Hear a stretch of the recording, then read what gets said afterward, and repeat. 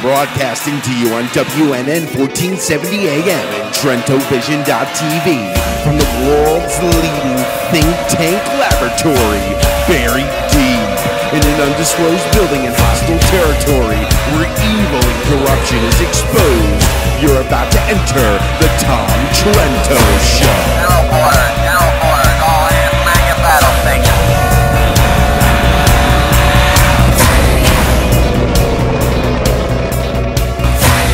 Tom Trento heads United West, a group that says it defends Western civilization against the onslaught of Islam. Oh, hi, folks. Behind the scenes with Tom Trento at TrentoVision.tv and WNN 1470 on this Friday. It's Friday. What does that mean? Jumpin' Juma Freaky Friday. Thanks for joining us today. We got a very interesting show for you. A couple of days ago, I was asked to be a last-minute replacement in a debate with a rabbi, Rabbi Loring Frank, on the topic, should America invade or attack Iran's nuclear installations? I can't pass up a debate no matter what. I said I'd do it. We taped this a few days ago. Here it is for your viewing education. Watch Rabbi Frank as he presents the leftist, multicultural, kumbaya, why can't we all get along viewpoint, and I deal with some critically important factual information. Take a look.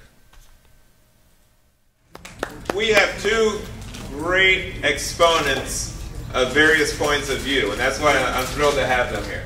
We have, as Ari said, in this corner, we have the illustrious Rabbi Loring J. Frank, Loring Jethro Frank. And Loring Frank is a great friend of our family and a wonderful champion of liberal causes. And he is going to be taking the point of view that the United States should not invade Iran. In the other corner, we have another incredible speaker. We have Tom Trento, who has earned my respect and the respect probably of thousands or millions of people throughout the country. He exposes things that many people don't want to talk about, especially terrorism, fundamentalism, Islam, and he exposes it right in our own backyard. Which one would like to go first? The illustrious Rabbi Loring J. Frank. Loring Jethro Frank. Right, first of all, let me ask, how many of us are Jewish? Jewish. How many of us are a different faith? Oh, okay, beautiful. God bless you for being here. So you see, notice that when you said you're Jewish, how many of us are a Jew? Okay, good. So when someone asks your religion, what do you say? I'm Jewish. What do you say? I'm a Jew? Or I'm Jew? What do you say? If someone asks this fine gentleman, what's your religion, what would you say? Christian. So he didn't say, I'm a Christian, or I'm Christian-ish. He said, I'm Christian, right? So why are we saying I'm Jewish? Like, you know, like 5 o'clock is 5 o'clock. 5-ish is a little bit before, a little after, so I'm Jewish, right? So we all are in this together. And just because someone labeled me liberal doesn't mean I am liberal in every area. In fact, I support Tom Trento and many of the, I've seen some of your videos from Florence. She emailed, I think, are phenomenal. So it's not like it's cut and dry, like being a Jew or a Jew. It's not cut and dry. We're Orthodox, Reform. I was born Orthodox, now I'm Reform. I'm Reformed, but became Kabbalistic. So we're all over, and we have a right to think and change our opinion. So because I say we should not invade Iran today, doesn't mean I might not believe that way tomorrow or next year. Maybe there's some other information that would come out that would help me to change my mind.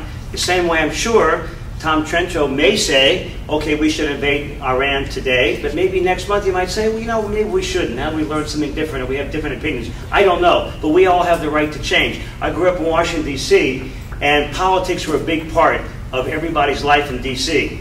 And we also, at the time, we didn't kill each other or criticize each other, you know, in a vehement way for having a different opinion. We all lived together, we worked together. You see the senators and the congressmen all having lunch together afterwards and having a good time. Maybe today, not so much, but back in the 50s and 60s when we grew up, And it was a great time to be in D.C. when politics really were an intellectual discussion, not an opinion only. And if you don't believe one way or the other, then forget about it. You're nowhere and you should be criticized and we'll throw you out of the country, anti-American and so on. That happened with the communistic area with McCarthy.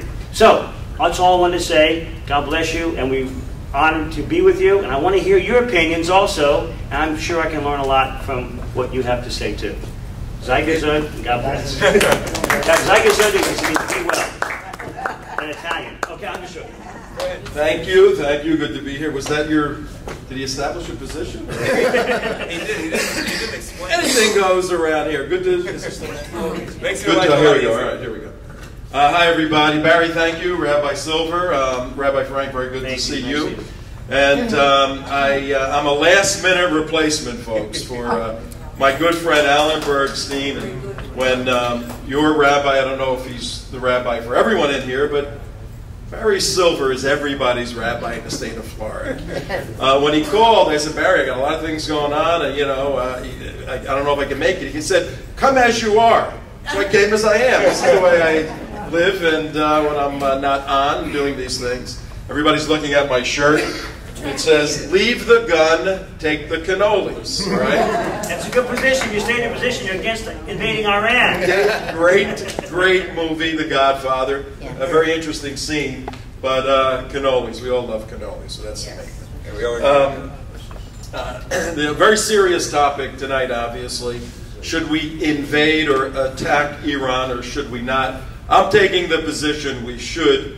And my job today, my job this evening, is to persuade each of you to believe the way I do. Right? That's my job. And if you shake your head no, then you might as well go back home. Because if you're not open-minded enough to let the facts persuade you, what are you doing in an intellectual debate and discussion like this evening? If you've made up your mind and there's no facts that can persuade you, my heart really bleeds for you. Because the Rabbi Frank said something very interesting. Positions do change. My job is to change your position, but I don't know what your position is. How many right now believe we should invade Iran immediately? In the near future, this year. To make it easy. You're changing your position already. Yeah. All right, so most believe we ought not. So I got a big job in front of me. Right here. He will. You have a position. If you have a position, you got a position. I'll give you my reason. Question. Not yet. Hang on. Go ahead. I'll take one. Go ahead. When you say invade, What does that mean? what do you mean? That's my job. I think we should invade Iraq. You ever hear of Dale Carnegie to win friends and influence people? Not my job tonight. That's the rabbi over there. That's his job. I'm here to deal with facts and information. I'm an evangelical Christian. I spend 90% of my time defending the state of Israel's right to exist, defending Jews worldwide, going into some very extremely difficult, mark myself, others, situations on campuses where Jewish kids are being brutalized intellectually and even physically in some places on campuses in America, standing up, helping them fight the battle against Islamic jihad. So, it's pretty clear my commitment to the things I believe in as a Christian, and foremost on that is the nation of Israel as God's indication of what's true in the world today. And I do believe there's truth in the world. Well, if that's my position, and I see an imminent and an existential threat to 7 million people in a neighborhood surrounded by 330 million evil people who have a threat doctrine 1,400 years old that has no chance ever of changing, then I can play games and make believe the facts aren't what they are. I could play games and say, hey, a little more discussion, a little more dialogue, and the Sharia-compliant Muslims are going to love Jews, and all their doctrine, there are 168 verses in the Quran about hating Jews, killing Jews, annihilating Jews. That'll just disappear. I could make believe that Rouhani Hassan Rouhani, you know who Hassan Rouhani is? I can make believe Hassan Rouhani wasn't the right-hand man to Ayatollah Khamenei for 20 years. I can make believe Hassan Rouhani wasn't the chief negotiator for a nuclear-capable Iran. I can make believe he wasn't. I can make believe, like the New York Times and the liberal left in this country are swooning over Hassan Rouhani right now, that he's the new moderate president of Iran. I can make believe that he now loves Jews when he said 10 years ago on ABC News, we need to annihilate Israel. The Zionist Jews run America. 9/11 is because of the Zionist Jews. I can make believe Hassan Rouhani is going to change his mind. I can make believe the ruling 12 elders, the mullahs in Iran aren't 12ers. Why do you think there's 12? I can make believe their eschatological system doesn't require an apocalyptic event in Jerusalem so that the Mahdi could come back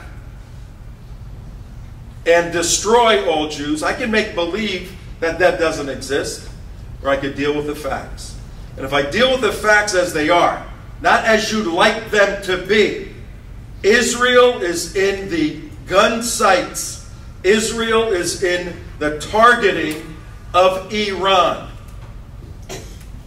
And once Iran gets a nuclear weapon, the geopolitical paradigm shifts. And as we get into the evening, I'll tell you the implications of that. If you have an open mind, you will conclude with me this evening that there's two horrible choices before us. Invading Iran, and the more horrible choice, not invading Iran. Very nice. Loring, go ahead. Each of you take a few minutes to respond to the other. So first of all, sometimes facts and figures are important, and yet on the other hand, what we can accomplish is even more important. In other words, it might be a tremendous threat from Iran, maybe, but is it physically possible to do and invade Iran? And also, is it in the best interest of the people that are living there? You know, when I went to the University of Miami in the late 60s and early 70s, many of my college roommates in the dorm were from Persia. And the Persians loved the Israelis. They loved the Jews. And these people were such great friends with Israel. By the way, what country is Persia? Iran. Okay. Were they Jewish friends? They were not Jewish. They were not Jewish. No. They were, maybe they were Muslim. I don't know. Maybe they were Christian. I don't, at that time I didn't really pay attention to their religion. I just knew they were from Persia, Tehran. And the Shah of Iran was running Persia. Now, same way with Germany. Before Nazi Germany, the Germans were very great friends with the Jews. Look at Spain. The Spanish Inquisition. Before the Spanish Inquisition, the Jewish people thrived and survived in Spain, didn't they? It was a golden age for Spain, for the Jews. A golden age for the German Jews. Even a golden age in Russia before the Russian pogroms came in. So it's not the country. It's not the people in the country. It's the leader at the time. It's the lead. So unfortunately, the leader at this time is a new elected president, but the other president, Ahmadinejad, he was supposedly voted out of office, and they had to re-rig the election, didn't they, or whatever, to make sure he stayed in power. So, and the people were totally against it. You saw the uprisings that were taking place when he was, quote, elected Ahmadinejad the last time. It's the people that have been taken advantage of, and to go into and invade Iran because of the leaders that are there is like killing off potentially, you know, good people and people who don't really want to be in that position led by a dictator, just the same way, I mean, obviously we had to do something in Germany because 6 million Jews were killed, and amongst with other hundreds of, tens of millions of other people, so on and so forth. Now, I'd like to go back and forth rather than just creating one position. The point is, though, I'm not one for just going in and invading a country or invading and killing and whatever just to supposedly get a point across. There are many other countries that have nuclear capabilities, and they might not necessarily be our friends either. What is it, Korea, China, Russia? Remember the Russian Cold War going on? We didn't invade Russia because they had a nuclear capability. It would have created World War III or whatever. So I don't know what other countries have. We don't even know for sure that Israel has has nuclear capabilities. We hear, but it's all secret. We're assuming they do. Maybe Iran already has this nuclear capability. Maybe they already have it. Who knows? But the point is, just one last point. I attended a meeting with Israeli kind of like intelligence. Not that what they were saying was super secret, because obviously they had a group like we are here today, and they said for Israel to invade Iran would be virtually impossible. It'd be impossible to go in there and knock out their nuclear capabilities. And if they were to do so, they would need the help of not just the United States, but many, many other countries, particular countries around that area. And it could be Arabic countries that would have to support the invasion also. But also keep in mind one last point. There are so many Jewish people that thrived and lived peacefully in these Arab countries over the centuries. Syria, there's a huge Syrian population of Jews in Brooklyn and Deal, New Jersey, of which other side of my family are part of. They loved and enjoyed living in Syria. There are Yemenites. They're not Arabic country per se, but Yemenite Jews. There are Egyptian Jews. There are Moroccan Jews. There are Jews living all over the Arab countries for centuries, and the Arab countries took them in and welcomed them because of the leader, not just the people only.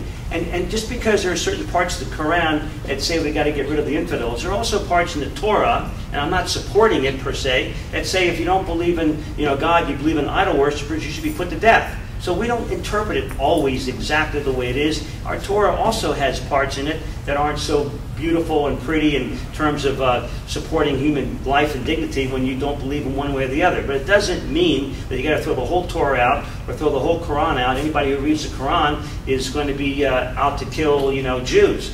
So I don't know, just a couple of thoughts to think about. And first, to go and invade Iran because of certain facts and figures that we know about is not enough for me. And plus, we don't know enough, being the government the way we know government to be, with with these leaks coming out, there are a lot of issues coming out that we don't know about that may or may not affect the invasion of Iran or any other country. So that's just my quick view. Tom, you're up. Okay. Thank you. I like the rabbi. He's all over the place. I mean, with all due respect, and again, I'm not here to win friends and influence people. I'm here to deal with some very serious issues, because there's intelligence individuals in many countries right now drawing up plans. President Obama has left invasion or attack on the table. He has left that. President Obama, as much as I disagree with him, is turning out to be more bellicose than George Bush ever was. He's got drone programs. He's got all kinds of things going on. Gitmo's open. I mean, all of you that thought he was going to be some sort of pacifistic president, this guy is ramping up. He's getting your phone numbers and all kinds of fun things going on. But in any event, I'm one of the authors of this book, Sharia, the Threat to America, one of the 19 authors, with Jim Woolsey, former head of the CIA, Jerry Boykin, former head of Delta Force. And we have a section in here on Iran and the threat doctrine of Iran. And I'm involved with all these movies from Clarion, Obsession, Radical Islam's War Against the West. I have a couple of books here at the end if you want to buy them. I'm giving these away for free. I have about 10 or 12 if anybody wants it. Great overview on the Islamic threat doctrine. By invade, I'm not talking about going in and taking over Tehran. The situation right now in the intelligence and military community is very strategic strikes on military and nuclear facilities. There's about a dozen of them that have been targeted. Israeli intelligence is phenomenal. Mark and I were in Israel last year with a behind-the-scenes look with the Israeli intelligence folks and all of that. Their intelligence is superior to the United States intelligence as it relates to Iran. In 2007, our NIE, National Intelligence Estimate, said that, Iran has shut down their nuclear capability because the mullahs had said so in 2003. 2007, the United States position was Iran no longer is building nuclear weapons. Mohammed al-Baradei was the head of the IAEA, the International Atomic Energy Association. He's an Egyptian. He ran for president against Mohammed Morsi. He's an anti-Semite, low-life piece of scum, this guy is. And he duped the United States. He tried to dupe Israel into thinking the Iranians were not producing nuclear capability. Several components to nuclear capability. You got to build the material, the enriched uranium, to a certain level to make it explode. You have to have a triggering device to fire it. You have to have a container to put it in. You got to have a delivery system to deliver it. So there's a lot there that has to happen. Iranians need time, and they've had time and time and time. The Israelis know what's going on. They have infiltrated Iran. There used to be about 100,000 Jews in Persia, but the loving Persians, who on the 11th of June, today is the 19th, 8 days ago, Pew did an extensive survey face-to-face in Iran, 1,552 adults, 18 and over. 85%. The Green Revolution in 2009 was a joke. Those were a few people interested in Western democracy. 85% of Persians, 75 million Iranians, want Sharia law in their country. And they want it led by religious ayatollahs. And they want Shia Islam to be, which it is, part of their constitution. That's the facts today. We can go to make-believe world and think if we dialogue with these individuals that's going to change. It ain't.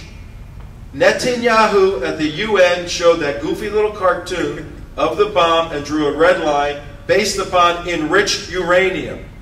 He said when they start enriching to the point of weapons grade, we're going to do something about it. What needs to be done about it, and Israel will be, it'll be very difficult.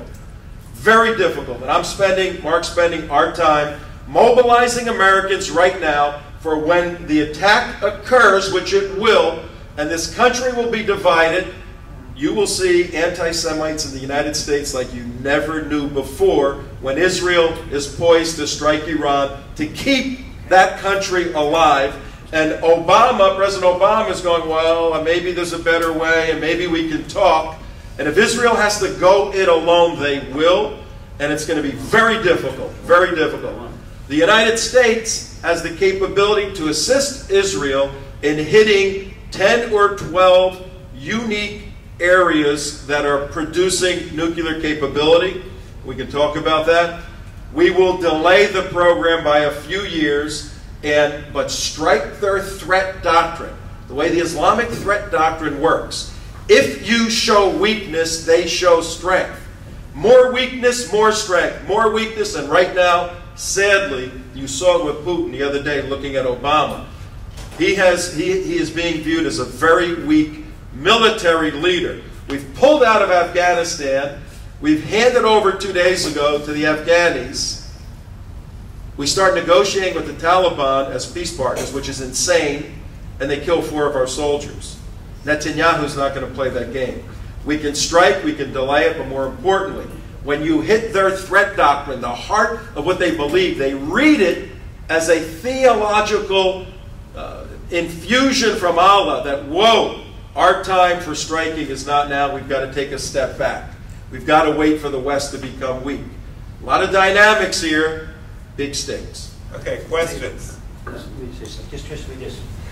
Just wanted to say a couple things. First of all, some of these facts and figures and so on, I'm sure are accurate and so on, but they also tend to scare people into maybe making a decision that might be impetuous in their decision. Like remember the weapons of mass destruction? What happened there? Were there? Because all that scare tactic conversation, led us as Americans, we were duped into going into Iraq to overthrow not just Saddam Hussein, but literally destroy that country. So should we do the same thing to Iran because, quote, weapons of mass destruction are there? I don't think so. Maybe there is a nuclear bomb there. I don't know. I don't know. But we just can't just go by facts and figures that are there to scare us. When you said there are anti-Semites, it's really funny in this country, that when Israel is strong and we take strong positions or win a war, like the 6th Day or 7th, whatever war, or just and do certain things in Israel, there is virtually zero anti-Semitism in the United States when Israel is strong. In fact, now, more so than ever, virtually every Christian is 100% supportive of Israel, whereas years ago, it wasn't that much because it wasn't much of a topic for the Christians, because basically Israel was, quote, a Jewish country. Now, it's a country that's clearly opened up arms to all peoples, and it's the heart of religion for all faiths, including the Muslim faith. So I think that what we should be speaking about here isn't just necessarily facts and figures about how much capability they have or don't have. It's like, what is physically possible and what's morally and ethically appropriate to do in dealing with this country of Iran that has now a dictator. That's what I'm saying. Okay? Okay, let's take some questions. I'm old enough to remember the 30s, and I can remember when the Jewish organizations were not going to irritate FDR about taking a stand on the Jews in Europe, and they knew that things were getting bad. And they were ashamed as Jews to take a stand. It wouldn't look good. And you know what happened. We also had bombers capable of pinpoint bombing at least the rails to the concentration camps, and we didn't do it. And I think as Jews, if we don't take care of Israel, the American Jews, who is going to? Tom is right. Israel can bomb the nuclear facilities and not hurt the civilians in Iran and stop the nonsense, because I don't think the mullahs want to produce nuclear for energy in Iran. I think they're out to get us. Thanks, Bernice. According to the Israeli intelligence, Israel can't go in there and bomb the Iranian nuclear. They were able to do it via Azerbaijan. It's an easy conversation for you to say, ma'am, with all due respect. They just can't go do it. It's impossible for them to do it. They need the help of countless other countries. They had the help. They had Azerbaijan. Okay, I'm just saying.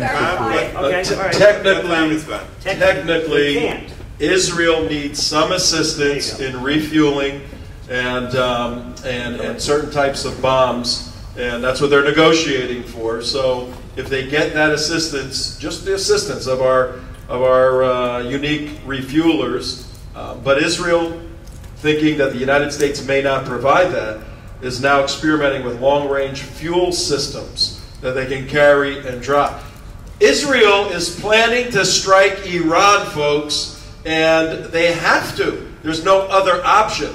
And the Israelis have unique capabilities to overcome technological difficulties, and they have some of the best fighter pilots with the United States in the world. And these are young men who are committed on suicide missions, if necessary, one-way trips to drop the ordnance on the different installations to save the young Israelis growing up in Jerusalem and Sderot and Netanya and everywhere else. So it's very, very serious stuff. But here's the deal. Here's the deal. This has to be understood.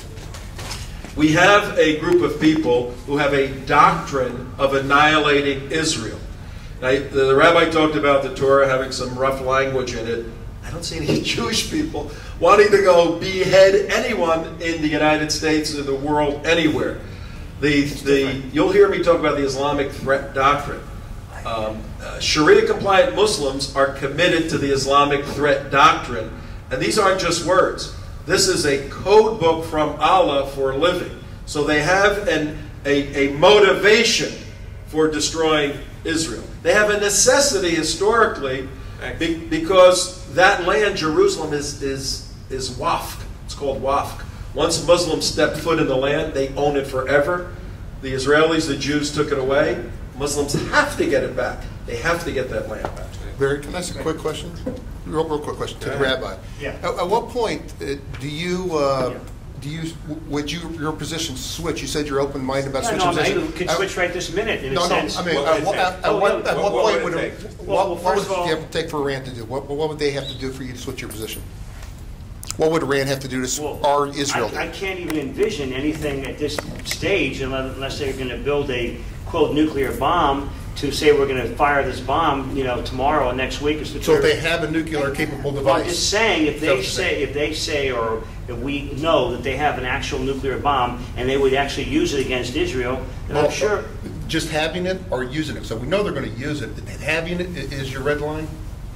My red line would be that we all, Russia has it, we're not bombing them. Well, it's a different ideology. Well, I'm just saying, if Iran has it, and it's within the wraps, so to speak, and I don't know the proper technology that we need to know, if they can actually push the button, so to speak, to do it, then obviously, then possibly to do something against that happening. But that's vague, Lord. Wait. Yeah, but it is vague because if Iran had a nuclear bomb. Yes. If Iran had a nuclear bomb, absolutely not. We don't go invade them because they have a nuclear bomb. So if Iran had a nuclear bomb and they said tomorrow or next week we're going to use it against Israel. Oh, then I would do something about it. Well, they've already said they're going to use it against Israel. What would you do about it? Okay, what would we do about it? Well, it's a whole variety. You do about it?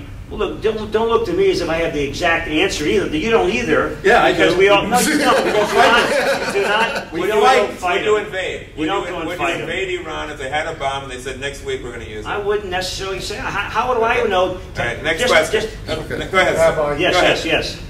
It's unrealistic for Iran to say we're going to use the bomb. Of course. So the question. The question is ridiculous in itself. No, it isn't. No, if you had concrete evidence, they have the bomb. Excuse me. Okay. Sorry. The question is, if you're open-minded and you're ready to switch, yes, and you were convinced that they had a bomb and the capability of using it, if all they had to do was push a button and they can annihilate Israel. One shot, one kill. There is no other opportunity to say, well, I'll do this, I'll do that. You have to have a plan. Wait. Yes. You have to have a plan.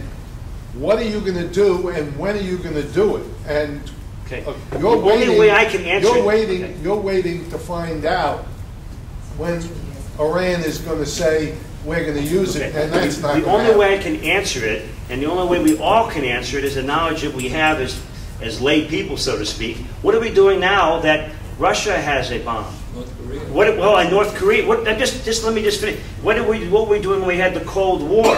When we had the Cuban Missile Crisis? What did we do? Did we invade? What did we do? We diplomatically, hopefully, try to do something. I'm just throwing it out to you again because I'm not just going to go say, "I'll go evade." The argument about Russia and the argument about Israel is apples and oranges. Go ahead, Tom. You get a minute. Finish up. It's okay. Russia is not going to be defending itself, and they're not going to try and strike any particular country. But what did they do when they were going to threaten to strike us with the Cuban Missile Crisis? It would be an annihilation of the world. What's going to happen to Iran? The world. What's going to happen I'll tell you real quick. The same thing's going to happen. Very quickly, we had mutually assured destruction, and that worked simply because the communists love living. Okay, so mutually assured destruction was antithetical to communist experience. Conversely, mutually assured destruction is an enhancement to a theocratic system that looks to apocalyptic, to big explosions, crazy stuff, as validating what they're about. That's the threat doctrine of Islam. Here's the situation. What we could do is, the Israelis drive me crazy sometimes. When they go into Gaza or into southern Lebanon, when they're warring, they call people up on the phone and they say, "We're coming to attack your house. Please get out of your house." Then they fly and drop leaflets over. Then they send texts now and tell everybody to get out of where they're going to bomb. The same exact methodology could be used to these plants.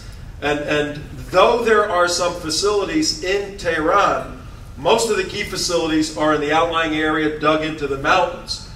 Very easily, the West could say, led by America, we're going to give you 6 months to let all inspectors in because they are violating the IAEA right now. They're in violation of that. We don't want to talk anymore. We want to go in and see exactly what's going on. 6 months comes up, you got a month. That comes up, okay, we're going to strike one plant. And we have the stealth capability and the unique capability to do that right now and destroy that plant. And what's the consequence? That's the issue. What is Iran going to do back? What is Hezbollah going to do back? That's the stuff we need to talk about. Okay, hold on, let me just Another question. I just say just one. I'm not going to take a long time. Isn't the new president that was just elected in Iran a little more moderate? Even the New York Times says I'm not saying I agree with it. I'm just asking you. Supposedly, were you listening to Tom giving the background for a while? I heard. But what I'm saying is, I've read some articles, and again, I'm just a person reading the paper like you. The New York Times. No different than all of us have the same intelligence. That this new president may be a little more moderate. Quote. I'm just reading. But what I'm saying to you is the plant that's being built, the nuclear plant being built, is it only being built for a nuclear bomb? Is that the only reason that plant's being built? plutonium, yes. Okay, sir. Good question. Tom, talk about what are the consequences? All good questions. And as I said in the beginning, there are two horrible choices. But this is not theoretical, folks. There are two horrible choices, most likely going to play out before November 2014. Two horrible choices. And I'll tell you what the Iranians have already done. You know what a fatwa is? A fatwa is a religious ruling. Iran is a theocratic state. The head Ayatollah Khomeini, is the head of the state and of the religion. And a fatwa is a ruling from the religious leader granting authority to somebody for something. A few years back, a fatwa was issued in discussions regarding a nuclear exchange with Israel. And Iran has been granted authority by the ruling Ayatollahs to lose 20 million people out of 75 million in exchange for destroying Tel Aviv and essentially destroying 6 million, 7 million Jews. And the nuclear calculus is very real in the Islamic world. Jews are hated by Muslims, okay? As doctrine. Are there Muslims somewhere that like some Jews somehow? Of course, okay? As a doctrine, Islam hates Judaism for a lot of reasons. And if Iran, who is Shia, only 15% of the 1.3 billion Muslims, Sunni are the 85%, if Iran can take out Israel, the caliphate, which is called an imamate on the Shia side, the imamate rises and will be the Shia will lead Muslims worldwide because they did what no one ever can do for 4,000 years. They eradicated Israel. They will then take control of the oil in Saudi Arabia and say goodbye to your life as a Westerner. That's the serious consequences if Iran gets a bomb. Gets a bomb. They don't even have to use it. Stop scaring Noah, go ahead. I've got a technical. I have basically. Stop scaring. Are you serious? Stop scaring. Yes. This is scary stuff. Tell me where I'm factually wrong. Don't play games with folks and say don't scare them. If somebody's running in here with a gun, I'm going to tell them, somebody's in here with a gun, you better be scared. Iran's not running in with a gun. Yeah, they are. Iran has been behind virtually every terrorist activity in the world since 1979. We got those terrorists, didn't we? No, we didn't get those terrorists. They killed Americans. Yes, sir. The fear is that they would use the bomb to destroy the Jewish people. But if they were to do that, wouldn't they destroy not only all the Jews, but all the non-Jews, and the whole area altogether? Inshallah. Inshallah. That's the word that they would use then. You know what that means? As Allah wills. And watch this. Watch the beauty of Islam. They die in a jihad holy war, nuclear explosion taking out Jews. They are immediately translated to paradise.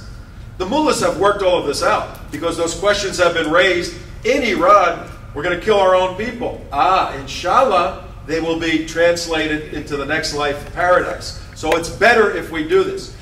Not my way of thinking. This is the way the enemy thinks, and in order to counter the enemy, you have to understand the enemy, folks.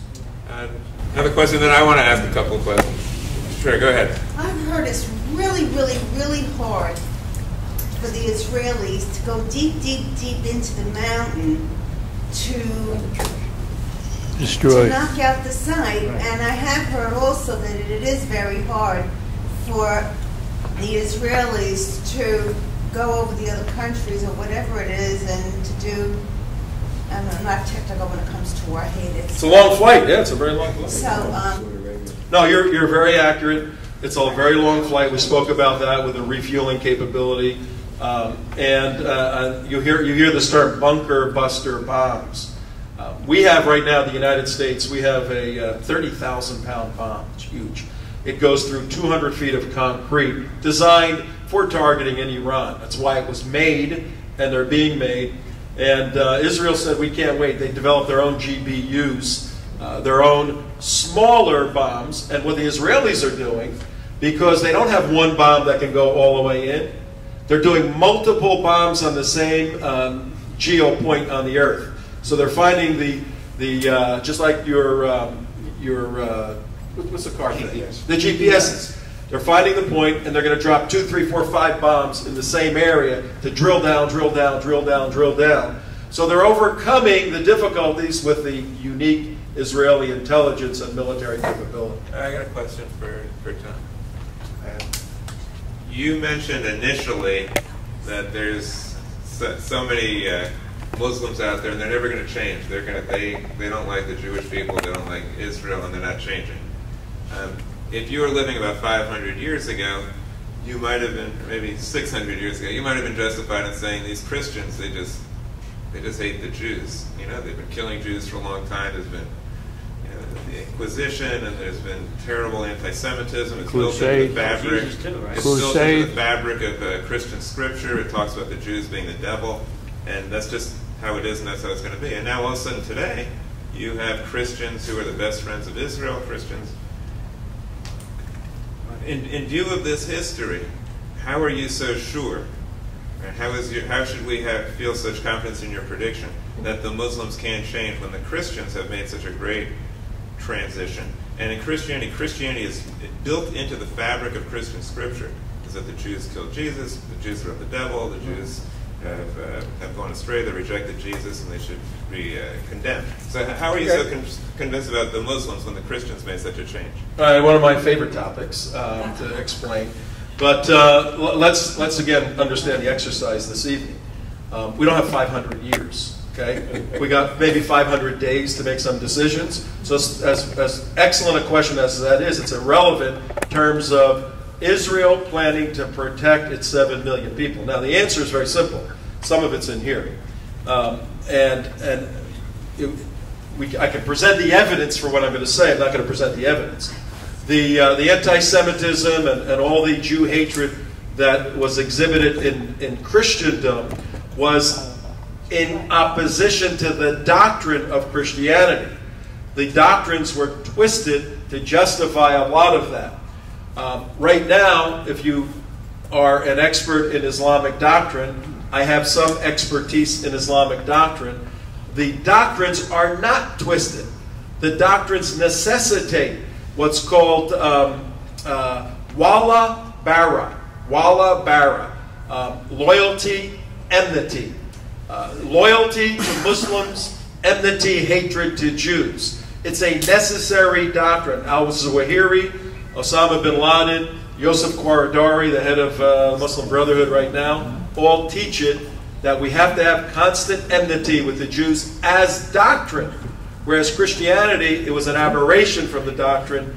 The church got back to the doctrines of the scripture, and it's where it is now, support for Jews. It's a different thing to talk about an invasion or to talk about an intervention. Go ahead, quick Stuxnet was placed in Iranian computers because they have a closed system by somebody sticking a USB deal in a computer. It wasn't hacked into.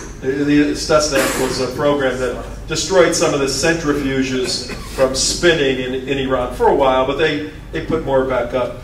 This is a big issue, and this is what we do in our lives. So we're very familiar with this. I happen to work with some of the world's top experts on what's called an EMP, electromagnetic pulse bomb.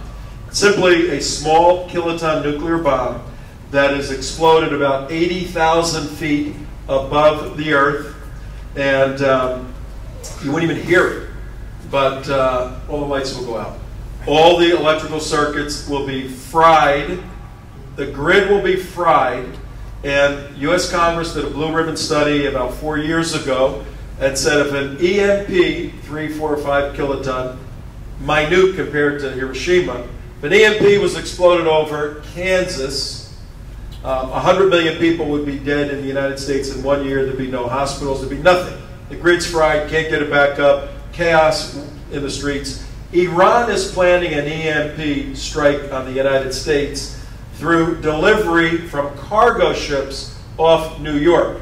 Conversely, one of the tools in the United States and Israeli arsenal is an EMP strike over Tehran, which shut the lights out. Nobody dies. Nobody dies from the strike. Shuts the lights out. No electricity, no anything. These things can be done somewhat tactically. You can strike certain areas and say, just like we did in Japan, please stop. And the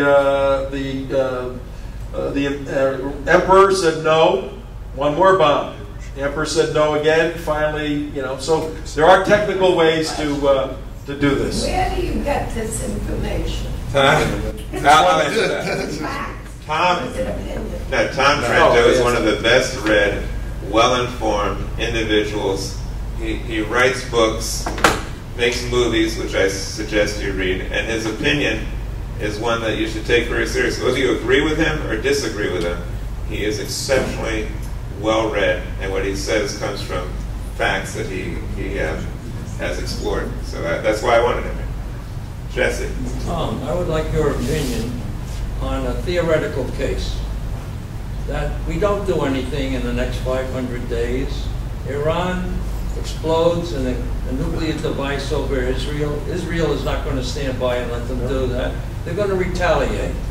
Millions of people will die. What do you think the United States' opinion would be at that time, and what would be our position? Do you think we'll just stand by and let it happen? If it happens, if a very big bomb goes off, Israel has what's called a Samson option.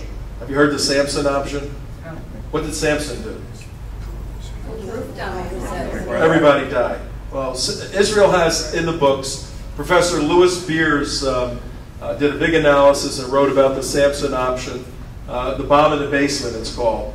And basically, when is Israel going to take the bomb out of the basement and show everybody what they have and avoid the Samson option, which is, if you hit us once, we ain't going to cattle cars anymore without striking back. And Israel may have 200 to 300 weapons, and they're all going someplace. And this sadly, this is what many of the 12ers want. They want to see this apocalyptic moment where Israel's destroyed and the Mahdi comes back and all Jews and Christians are killed. It sounds crazy, folks. It's their doctrine. What would be the United States position? The United States the world at that point is going to go, it's going to be shocking. Everybody will try to calibrate everything down. No more firing and cleaning up at that point. Cleaning up Israel. More importantly, what's going to happen around here when that happens? You've talked about that. You've talked about that. I mean, there's going to be extreme hatred for Israel. Israel's going to be blamed for causing this. There's going to be rioting in the streets. People are going to be very upset. Synagogues are going to be attacked by Muslims. If 200 missiles hit Iran and wipe out 20, 30 million people. After Israel was attacked. Yeah, after they don't care. Jihadis don't care about factual information. Did you see the sign on Del Rey the other day? Jihad on the wall, 20 feet high, 60 feet wide. It's my exit on where I live. All right. Let's sum up. Let's wrap up. First or second? Yes, just for a minute. This is your wrap up. Okay, so wrap up. You get 5 minutes. Basically, 5 minutes. my knowledge, and I'm even sure Mr. Trento's knowledge of what the inner workings of the government are, is very minimal. We might know on the outside facts and figures, who's in charge of this government and so on and so forth, but internally we don't know exactly what's going on. We have an idea. All I can say is that my instinct tells me, morally speaking, that we should not do, again, what we did to Iraq and just go and invade because we heard there were mass destruction weapons. And in the long run, whether it did good or bad for the region, that's left to be seen. By the same token, going into Iran and invading Iran because we think that there's a nuclear bomb, or even if there is one there, is also taking the side that perhaps that nuclear plant in Iran could also be built for peaceful purposes for a country who, the majority of the people, generally speaking, I think, are peaceful people, Muslim people, who really don't have an issue with Israel. Now, maybe the radical Muslims do, and there might be some radical, Jews that, like the JDL from years ago, that were radical. You can say that represents all the Jews. I don't think so, and I know so it's not the case. So, all I'm saying to you is that our past history with other countries that will quote against the United States, Russia, the Russian missile crisis, with China, North Korea, and God knows what other countries may have a bomb in the future, I think leave it up to our government to decide internally what is best in working with all aspects of other governments. We just can't go into Iran and invade. Why not, what we've done in the past recently, is surgically remove certain people, I guess if you will, that might delay certain things or even change the government to hopefully have a government that will be a little more understanding toward Israel and politically speaking toward freedom, a democratic country. Yes, sir. Surgically remove as in assassinate? What's that? Surgically remove as in assassinate? Well, I think looking back at it, I'm not agreeing with this that we should have done it, but if we would have gone in and maybe removed Saddam Hussein rather than destroying the whole country, that might have been different. I mean, rather than just invading the whole country. I'm not saying that that's the right way to do it either, but on the other hand, that might have been a lot better than killing tens of thousands of people to invading the country, with a, quote, theory that there were weapons of mass destruction. And it still might be a theory that there isn't a bomb, if there is a bomb in Iran. I don't know. But it's not time to invade Iran now. And even if they do get a bomb, I don't know if it's a time then either. Tom? Time for you to sum up. If Benjamin Netanyahu were here this evening, I think he would say, thank you very much, Rabbi Loring Frank. It was very nice having you here, but stick to rabbiing and we'll stick to the military intelligence work. It's a little unfair for the rabbi and me to be debating these. If you look at the book, the folks I work with every day, folks like Admiral Ace Lyons, the head of the former commander of the Pacific Fleet, Jim Woolsey, the former head of the CIA, Claire Lopez, 20 years CIA operative, Iranian expert, Soviet expert, on and on and on. We're in discussion every day. This is our lives. And I asked you initially, because this is not a theoretical as much as some questions are, it's not a theoretical evening. It's a factual evening. And this evening determines whether or not America, Israel, and the West can maintain safety and security in light of a global Islamic threat, in particular, right now, housed in Tehran by the ruling Ayatollahs who have gone on record as saying Israel needs to be annihilated from the river to the sea. And when your enemy tells you something like that, you should take it very, very seriously. We could make believe that these things don't exist. We could make believe that they're not building more centrifuges. We can make believe they're not enriching uranium beyond 20%. We can make believe that a land that is flush with oil needs power. We can make believe that the nuclear facilities are for medical research when it's the wrong type of nuclear fuel.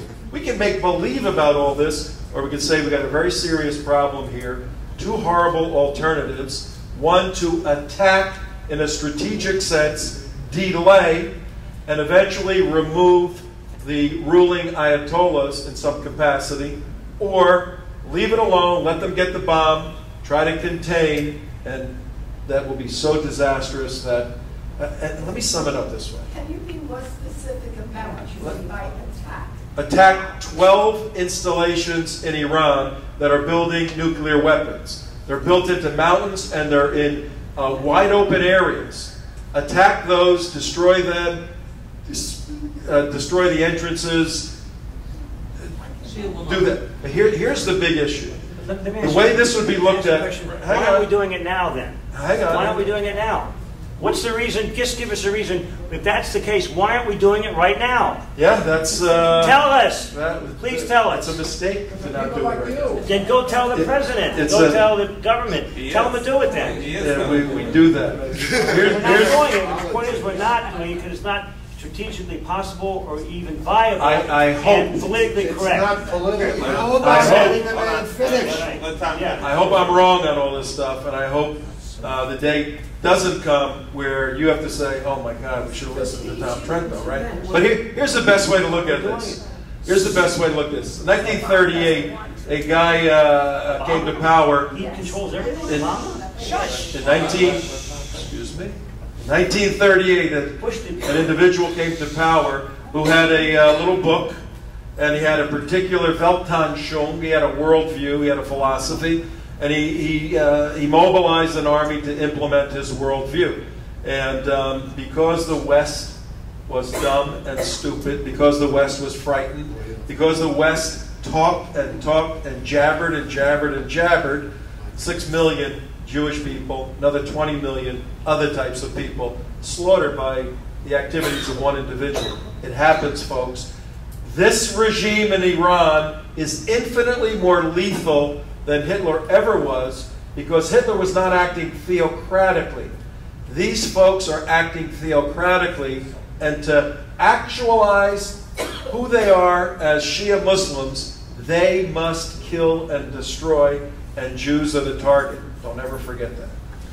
First of all, I agree with what was said, that there's a lot of people in Iran who would like to be Western. They were Western for a long time under the Shah, but those people are now missing Persians. Okay. As far as Tom scaring us, I like the fact that Tom is scaring us. If I go to a doctor and the doctor says, you know, you got certain symptoms or certain signs, it might turn out okay, but if you're not careful, it could be very bad and it could be fatal. I get scared, but I want to be scared, because if there's something that is scary that could happen, I want to know about it. And I thank Tom for scaring us with real facts, because if there's bad stuff out there, I want to know about it. And I'll quote Netanyahu also. He said, when someone says that he wants to wipe out the Jews, believe it. And in Iran, they've said quite a few times they want to wipe out the Jews, and they're developing the capability to do it. What I would suggest is this: the United States, and they won't do it, but the United States should say, okay, you got a new regime now, we're going to give you 6 months or a certain amount of time, retract what was said. Retract the statement that came from your head of state that the Holocaust didn't exist or didn't take place. Retract it. Retract what you said about the fact that Iran wants to destroy Israel. Retract it. Retract your support of vicious terrorists, and then we can establish a new relationship with you. And if they don't retract it and they continue on the current path, I would definitely support an invasion and a destruction of their military capability. I wish whoever our leader was, Obama, I wish he would just lay out the case and say, as a Christian, I feel responsible for thousands of years of anti-Semitism. We Christians owe a debt to the Jewish people, or we worship someone who's Jewish. We owe a debt to the Jews, and we're going to pay it back by making sure Israel is strong and secure against anyone. And we're not going to do anything that's going to jeopardize Israel. And as far as the Muslims, you got your religion from the Jewish people. You got all these different countries. The Jews are entitled to one little place, so get over it. Thank you very much for coming, everybody.